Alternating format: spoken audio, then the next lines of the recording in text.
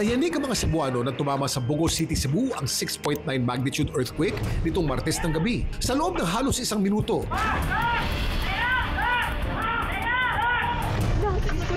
Jesus! Jesus! No! Oh my God! may mga motoristang tumumba sa daan.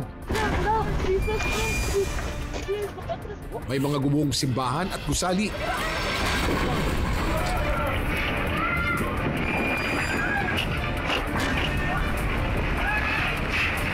Pero bago raw mangyari ang naturang lindol, may ilan daw na naramdaman agad ito.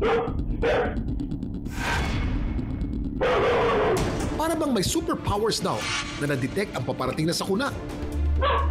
Mula kay Bantay Grabe si Buddy kasi mas una siyang nag-react before sa amin. hanggang kinamingming.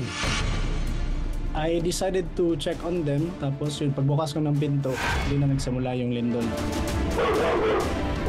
May kakayahan nga bang mag-detect ng trahedya ang ating minamahal na mga alaga?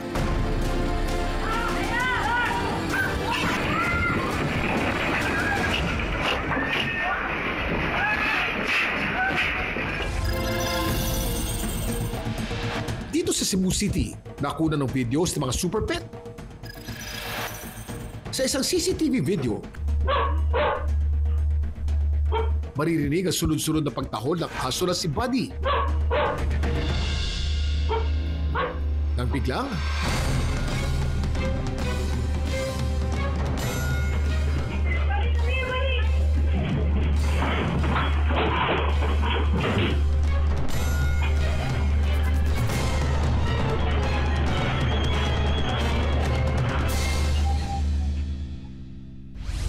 tatlong taon na raw parte ng pamilya si Buddy. Si Buddy po ay napakakulit at the same time, alam po naming lahat na napakamatakotin talaga ni Buddy kasi maliit na ingay, natatakot na talaga siya. Before yung lumakas po, narinig ko na tumahol si Buddy. Kaya doon ko na napaisip na meron talaga silang kumbaga may sense of awareness sila sa paligid. Totoo nga bang may kakayahang mag-detect ng mga aso nung paparating na sakuna?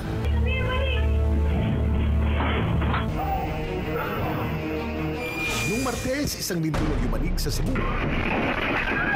Pero bago pa maganap ang lindol, may ilan daw na naramdaman agad ito. Totoo nga bang may kakayahang mag-detect ng mga aso nung paparating na sakuna?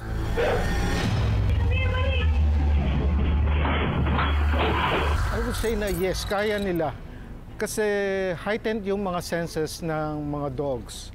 Nadidetect nila yung preliminary pressure wave ng atmosphere. Nadidetect nila yun eh. Mahinang-mahina yun, subtle yun eh. Tapos, usually nangyayari yan bago yung pinaka-shear wave. Yung pagdating nung pag-uga. Isa pang nadidetect nila is yung subtle sounds doon sa ground movement. Yung rubbing ng mga bato, yung mga batong sa ilalim ng lupa, nadidetect nila. Pero hindi lang ang mga aso ang may superpowers. Pati rin ang iba pang mga hayop, katulad na lang ng dalawang pusang sina Melis at Felix. Ilang segundo lang bago magsimula ang lindol, nakunan sila sa CCTV na patalon-talon at parang hindi mapakali. At that time, I was working po. Medyo nagulat nga po ako na kasi medyo aligaga yung mga pusa ko doon sa loob. Yung isa palakad-lakad, yung isa naman patalon-talon. I decided to check on them, tapos yun, pagbukas ko ng pinto, doon na nagsimula yung lindol. Sineseryoso daw ni Serge ang kilos ng kanyang mga alaga. May nabasa na kasi ako dati that animals, no? In general, parang mas malakas yung sense nila kaysa sa mga tao. Ano nga ba ang karaniwang behavior ng mga hayop kapag nadidetect nila na may paparating na sakuna? Mapapansin natin na medyo alert sila. Hindi sila mapakali doon sa kanilang kapaligiran. Maaring ikot ng ikot yan, naghahanap ng lugar. Usually kasi itong mga hayop, naghahanap yan madalas ng escape route, lalong-lalo na pagka merong sakuna. Hindi lang companions at stress relievers ang ating mga alaga. Dahil talaga namang super ang kanilang heightened senses. Itong mga kapangyarihan ng hayop, heightened senses nila, ay hindi lang nalilimita sa dogs. No? Pwede rin sa pusa, sa mga farm animals, yan, makikita mo rin. Isda, yes. Nararamdaman din nila yon. Kaya sa susunod na may kakaibang kilos ang ating mga minamahal na alaga, maging alerto, mga kapuso. Huwag nating baliwalain.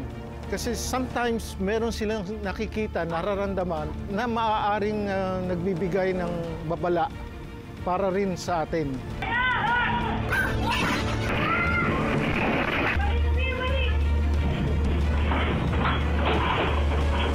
Dami mong alam, Kuya Kim.